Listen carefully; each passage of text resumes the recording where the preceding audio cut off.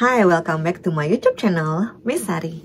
Kali ini aku akan membahas hal-hal yang sebenarnya ringan, tapi mungkin krusial ya gitu. Karena aku inget banget ada beberapa teman yang baru datang ke Sydney.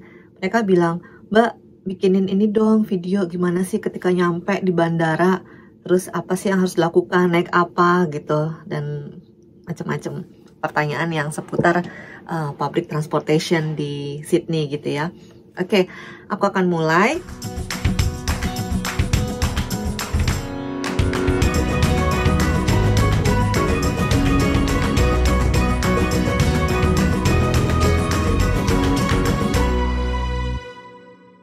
Ketika kita turun dari pesawat, kita pasti kan akan diarahkan dong ke gate mana gitu ya, exitnya. Kemudian di situ akan sangat jelas terlihat kalau misalnya kita dijemput sama keluarga atau kerabat gitu ya, maka akan terlihat di mana ada meeting point gitu. Jadi akan disebutkan apakah gate A atau gate B. Nah, di situ akan terlihat meeting pointnya dan ada tulisan besar sekali seat gitu kan, SYD, meeting point. Nah, di situ bisa kumpul di sana. Atau kalau bagi teman-teman yang datang sendiri dan tidak ada yang menjemput, maka bisa lihat arah taksi atau bus gitu ya, atau juga train. Jadi di bandara itu betul-betul aksesnya ketika kita keluar, kita bisa ke arah bus stop, atau kita ke arah taksi, atau kita ke train station. Nah, train station ini benar-benar sudah ada di dalam bandara gitu ya, di underground. Tergantung teman-teman mau naik apa. Kemudian kalau misalnya teman-teman naik public transportation, artinya butuh kartu opal gitu ya, namanya opal card. Ini yang dipakai untuk transportasi.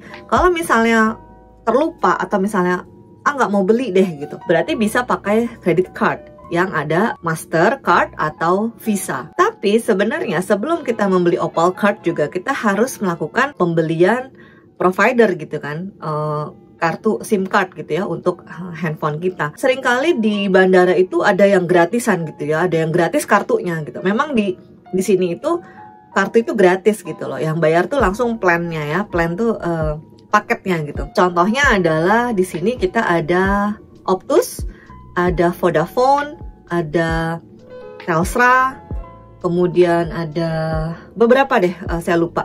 Nah, nanti ketika kita keluar dari pesawat itu akan ada booths gitu ya. Ada booths tadi yang saya sudah sebutkan, entah Telstra atau Vodafone atau Optus gitu ya. Let's say kita ke salah satu. Kemudian kita beli plannya. Jadi ketika kita mau kartunya, dan kita nggak bisa milih angka ya.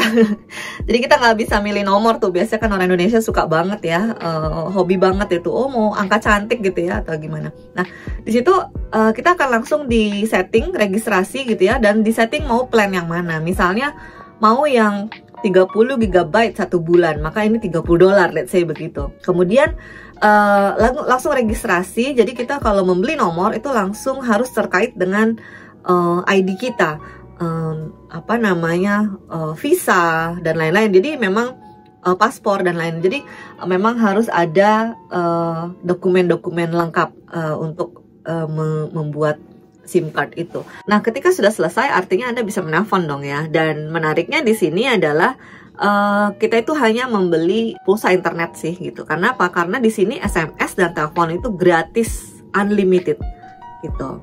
Menarik kan? Jadi mau nelfon siapa aja, mau SMS siapa aja itu free of charge.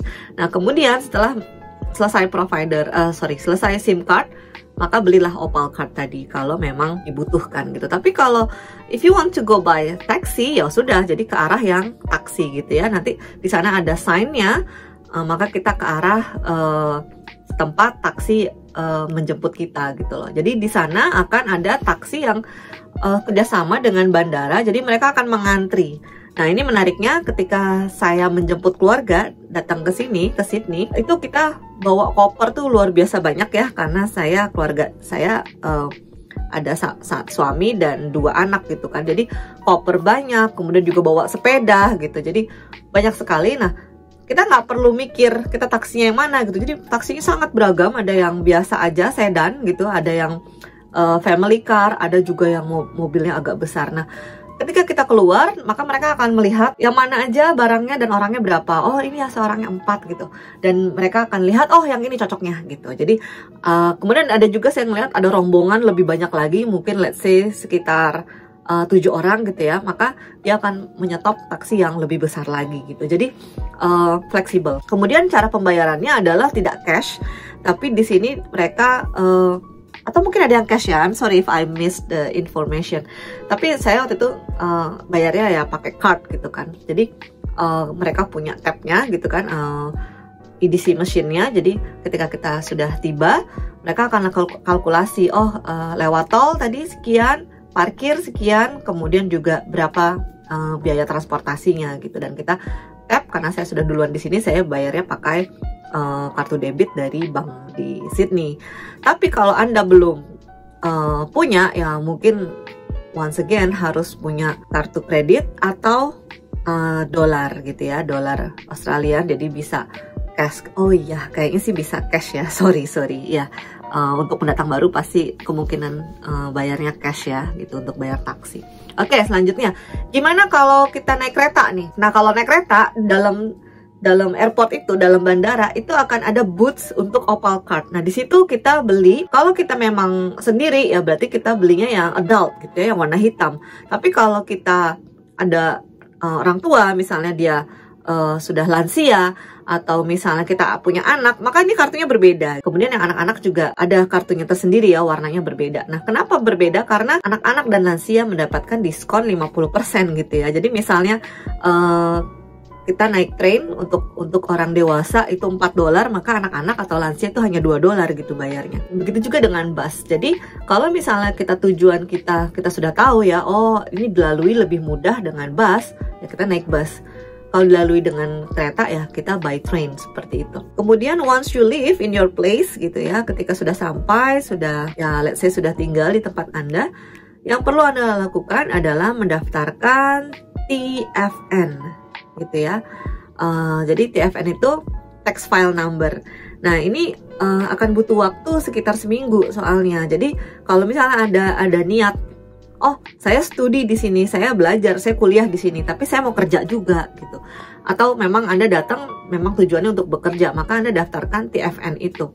Nah, tax number ini di Indonesia ya seperti NPWP gitu ya. Jadi kalau kita bekerja, kita perlu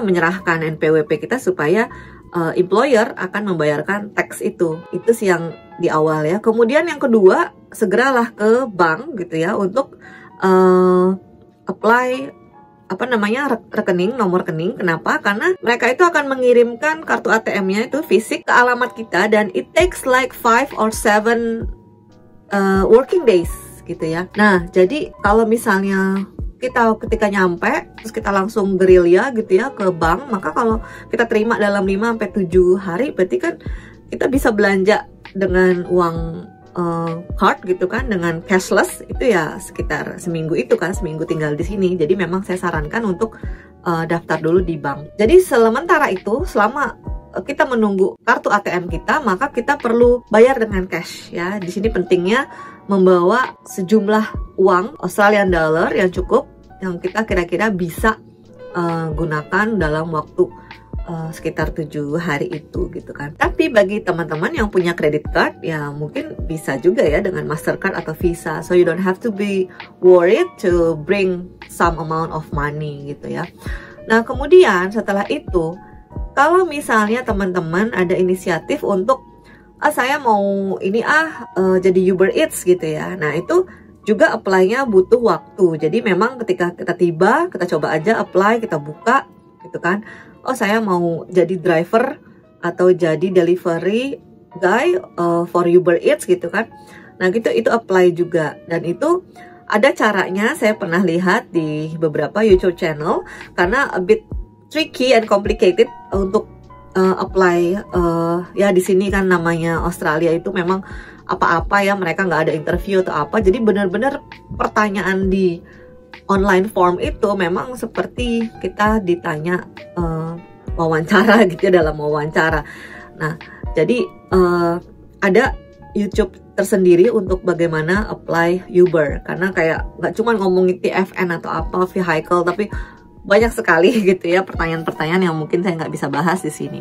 Kemudian berikutnya, kalau misalnya teman-teman di sini datang bawa pasangan dan pasangan itu mau bekerja, memang benar-benar ya kita tuh kebanyakan orang Indonesia itu memang benar-benar silaturahmi membuka rezeki gitu ya. Jadi kalau banyak informasi dari karena kenal banyak teman ya itu akan alhamdulillah. Tapi kalau misalnya nggak punya informasi, nggak punya teman yang sudah duluan tinggal di sini, teman-teman bisa lihat di Facebook The Rock gitu ya.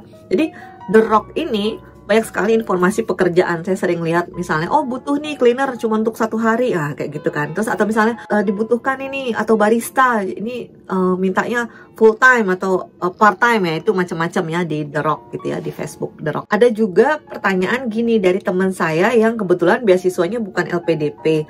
Dia bilang, Mbak ceritain dong di YouTube channel Mbak nih, kayak saya dulu soalnya tuh bener-bener pas datang ngerasa ya ampun nggak punya teman atau apa gitu. Nah saran saya, kalau misalnya kita baru datang, ini misalnya kita student ya, terus kita nggak punya teman, kalau kita lihat ketemu teman Indonesia, ya langsung coba keep in touch gitu loh, langsung minta nomor teleponnya, atau misalnya sesama student gitu ya, misalnya waktu itu teman saya, Mbak saya baru datang, oh gitu ya, untung saya lihat Mbak Sari nih YouTube channelnya ngasih tahu gini-gini, oh iya, terus dia merasa saya nggak punya temen loh Mbak, nggak apa-apa sini join sama saya gitu. Jadi saya kenalin ke teman-teman yang yang saya sudah kenal ya, dan kita juga temen itu nggak ngegeng gitu ya, bukannya misalnya oh yang teman LPDP sudah LPDP sendiri, yang teman AAS sendiri gitu, enggak. Cuman karena rakyatnya LPDP nih di sini, award di LPDP ini kayaknya paling banyak ya di Sydney ini, jadi seolah-olah kami tuh kayak oh ini anak LPDP. Nggak gitu juga, kita berteman sama siapa aja. Dan kenapa kita teman-teman LPDP ini kok kayaknya akrab gitu ya, karena kita sering silaturahmi gitu. Kita sering bikin event gitu ya, teman-teman award di LPDP itu kayak sering bikin event, terus kita ngumpul silaturahmi kayak welcoming atau farewell, siapa yang sudah mau pulang back for good atau yang baru datang kita bikinin welcoming. Nah ini sangat disupport juga sama UNSW Komunitas Indonesia gitu. Jadi mahasiswa LPDP UNSW memang sangat masif gitu ya, banyak sekali. Tapi ketika kita membuat pertemuan itu ya, ketika kita lagi bikin acara atau bikin event itu nggak tertutup hanya untuk mahasiswa LPDP. Jadi saya bilang ke teman-teman saya yang beasiswanya di luar LPDP atau mereka biaya sendiri, saya bilang join aja, kumpul, kemudian mereka akan kenalan, kan jadinya akan merasa senang ya kalau misalnya lagi di rantau kemudian punya banyak teman, kan rasanya tentram gitu ya, aman. Nah jadi bersilaturahmi aja, dari situ juga akan mendapatkan informasi pekerjaan, informasi barang-barang diskon dan lain-lain. Nah oke, lanjut ya ke soal grocery shopping. Jadi kalau teman-teman nanya yang baru datang, Mbak susah nggak sih cari makanan halal di sini? Oh nggak, alhamdulillahnya nggak susah ya. Selain banyak restoran di sini, yang justru yang restoran halal itu adalah kebanyakan restoran Thai food ya, makanan Thailand. Kemudian juga tentunya restoran Indonesia juga kebetulan banyak di area Sydney ini, banyak sekali. Kalau misalnya kita masak gitu, susah nggak? Enggak. Kita akan bisa beli, kayak saya bisa kasih contoh nih, kalau di East Lake itu ada toko daging kambing, daging sapi, daging ayam, itu di East Lake gitu ya, East Lake Shopping Center. Kemudian kalau misalnya kita ke Pacific Square di Maroubra, itu juga ada yang jual Royal Poultry. Kemudian juga kalau di East Garden, ini area yang saya tahu ya karena saya tinggal di situ. Kemudian juga di Mascot atau di Haymarket itu juga banyak jualan yang halal gitu ya, halal butcher gitu ya, jadi dipotongnya halal gitu ya. Kemudian kalau misalnya beli yang murah di mana sih? Ini kebanyakan ya area-area yang murah yang saya dengar itu Lakemba sama Punchbowl gitu ya. Jadi kalau memang niat belanja banyak, terus juga kalau sayur-sayur sama ikan itu di Haymarket, di Paddy's Market gitu ya. Kalau memang teman-teman mau belanja banyak ya area sana gitu. Tapi kalau misalnya kayak saya gini jarang-jarang masak, belanja aja di area-area yang nggak terlalu diskon banget ya, karena semua ada effortnya ya. Kalau yang agak jauh ya kita juga ada ongkos kan. Jadi kalau emang beli banyak ya worth it sih, worth the travel. Tapi kalau beli sedikit-sedikit kayak saya ya, karena kulkas saya juga kecil, jadi ya udahlah yang deket-deket aja gitu, yang terjangkau dengan jalan kaki atau public transportation yang sebentar gitu ya.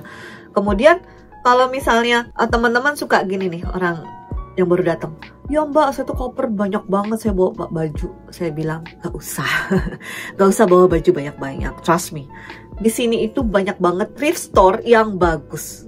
Saya sering kali ke thrift store. Satu, saya mau berhemat ya, kemudian yang kedua, saya juga mau menjalankan hidup dengan mendukung sustainability gitu loh. Jadi daripada saya beli baju baru dan yang lama jadi sampah atau apa, mendingan saya beli baju yang sudah dipakai, sudah pernah dipakai, kemudian kita cuci bersih gitu ya dengan air panas dan lain-lain. Dan yang baju yang saya sudah bosan, saya donasikan gitu. Karena thrift store di sini kebanyakan bukan baju kayak bekas, bener-bener kayak bekas gitu ya, jelek gitu, enggak. Kebanyakan dari donasi.